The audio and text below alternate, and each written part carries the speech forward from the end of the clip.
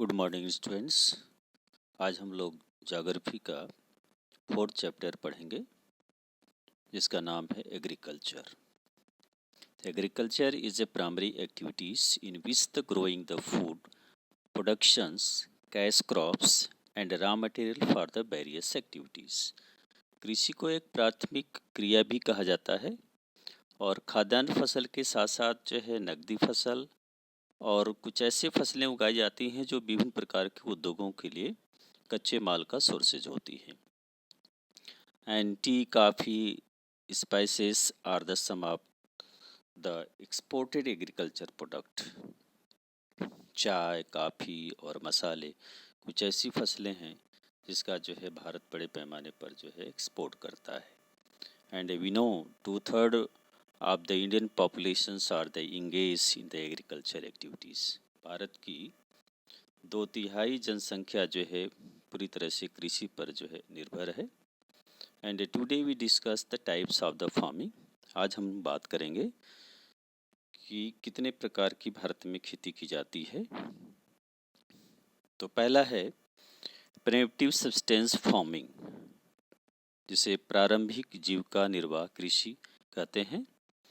Second है intensive substance farming, गहन जीविका कृषि। और थर्ड है कमर्शियल फार्मिंग, वाणिज्यिक कृषि। और फोर्थ है प्लांटेशन फार्मिंग, जिसे रोपण कृषि कहते हैं। अब एक एक करके इनकी जो विशेषता है उसके बारे में हम लोग चर्चा करेंगे। फर्स्ट हम बात करेंगे प्रारंभिक जीविका निर्वाह कृषि यानी प्रिमिटिव सब्सटेंस फार्मिंग। प्रारंभिक मतलब जो बहुत पहले से, जीविका निर्वाह यानी परिवार के भरण पोषण के लिए जो खेती की जाती रही है। और भारत के कुछ ही हिस्सों में इस प्रकार की जो है खेती की जाती है। Till practice in a few parts of the India, small patches of the land with the primitive tools, जिसमें जो है डिगिंग स्टिक्स, जब जो ट्रेडिशनल जो इंस्ट्रूमेंट्स हैं उसका इस्तेमाल किया जाता है।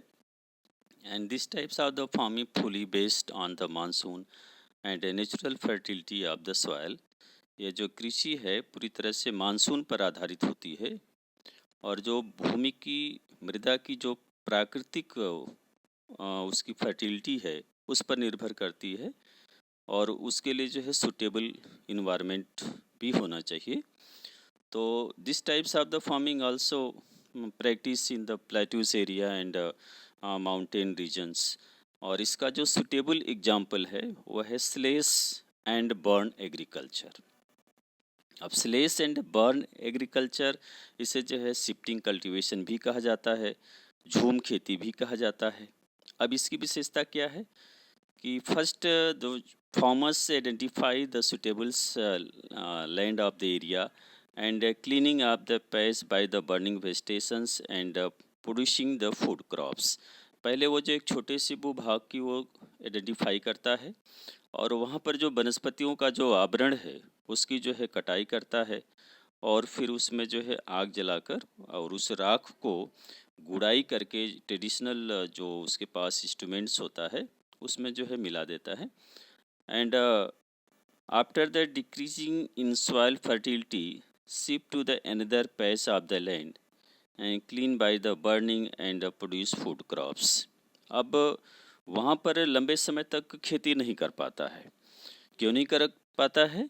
क्योंकि जो भूमि की उर्वरक क्षमता है वो समाप्त हो जाती है, इरिगेशन की फैसिलिटीज़ नहीं होती, पूरी तरह से कृषि जो है मानसून पर डिपेंडेंट होती है। और उस भूभाग पर जो है जहाँ पर वो खेती कर रहा होता है नए नए जो है वनस्पति उग जाते हैं। तो इस तरह से जो है farmers shifted to the another land and same process where use and जो खेती की नई जो है वहाँ पर जो है फसल उगाता है। और इसमें ज़्यादातर जो है मोटे अनाज, मक्का, ज्वार, बाजरा इस तरह का जो है खेती करता है। सेकंड है इंटेंसिव सब्सटेंस फार्मिंग, गहन जीविका कृषि। इस तरह की जो खेती होती है इस पर जो है जनसंख्या का जो है जो दबाव है उस भूभाग पर जो है ज़्यादा होता है। In area of the having populations pressure है ना, और high doses of the fertilizer and irrigations facilities were use. छोटा भूभाग होता है और वहाँ पर अधिक प्रोडक्शन लेने के लिए जो है किसान फर्टिलाइज़र का ज़्यादा इस्तेमाल करता है, केमिकल्स का ज़्यादा इस्तेमाल करता है, इरिगेशन की भी जो है वहाँ पर व्यवस्था करता है। अब ये छोटा भूभाग या जनसंख्या का प्रेशर क्यों होता है? क्योंकि भारत जैसे देश में जो है भू स्वामित्व में विरासत के अधिकार के कारण जो ज़मीन है, जोत है, उस पर पीढ़ी दर पीढ़ी उसका जो है स्वामित्व होता है और इस तरह से भूमि का जो आकार है, स्पेशली जो एग्रीकल्चर लैंड है, वो छोटे छोटे टुकड़ों में बढ़ जाता है। और किसान के पास जब उसके पास वैकल्पिक कोई रोजगार का जो सोर्सेज नहीं होता है तो फिर अपने वो भूमि इससे जो है खेती में लग जाता है, उत्पादन करना शुरू कर देता है। थर्ड है कमर्शियल फार्मिंग। अभी कमर्शियल फार्मिंग क्या है?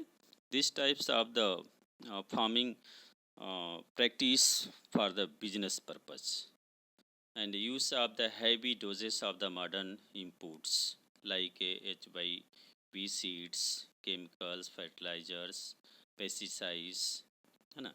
तो मॉडर्न फार्मिंग है और मॉडर्न फार्मिंग में इनपुट्स ज़्यादा लगता है। इनपुट्स मतलब जो उत्पादन लेने के लिए जो उसमें रिसोर्सेज यूज़ करता है। इसमें HY सीड्स इस्तेमाल करता है, फर्टिलाइज़र इस्तेमाल करता है, केमिकल्स का ज़्यादा इस्तेमाल करता है, इरिगेशन की भी जो है अच्छी जो है व्यवस्था होती है। And degree of the commercializations varies from the regions to region. अब ये जो कमर्शियल जो क्रॉप्स है, कोई ज़रूरी नहीं है कि एक रीजन में, एक क्षेत्र में वो कमर्शियल क्रॉप्स हो सकती है, लेकिन दूसरे जो है रीजन में वो एक फूड क्रॉप्स हो सकती है। अगर हम राइस क्रॉप्स की बात करें तो पंजाब हरियाणा में इसे जो है कमर्शियल क्रॉप्स के रूप में कंसीडर किया जाता है, जबकि जो दूसरे जो रीजन हैं, उड़ीसा हो गया, बिहार हो गया, यहाँ पर जो है राइस को फूड क्रॉप्स के रूप में जो है कंसीडर किया जाता है। और मेन मोटो ये होता है कि उत्पादन के बाद जो है किसान जो सरप्लस प्रोडक्ट होता है उसको जो है मार्केट में सेल करता है और उससे जो है उसका इनकम होता है।